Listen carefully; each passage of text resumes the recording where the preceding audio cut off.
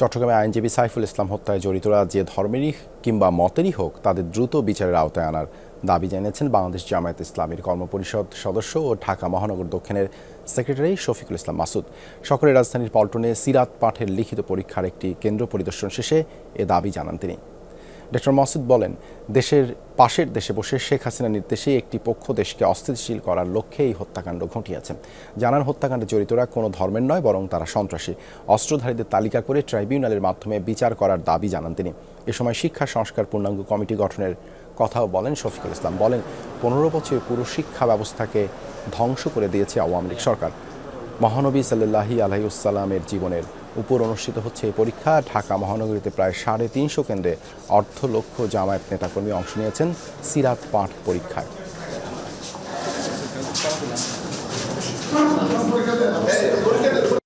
বাংলাদেশের বিরুদ্ধে চলমান এখনও যে সমস্ত ষড়যন্ত্র করা হচ্ছে, সে যে দলের, যে ধর্মের, যে অনুসারীরই হোক, তাকে আইনের আওতায় নিয়ে আসতে হবে। এবং সাইফুল হত্যাকাণ্ডে যারা জড়িত শুধু গ্রেপ্তার করলেই নয়, তাদেরকে অবিলম্বে বিচারের কাঠগড়ায় দাঁড় করতে হবে।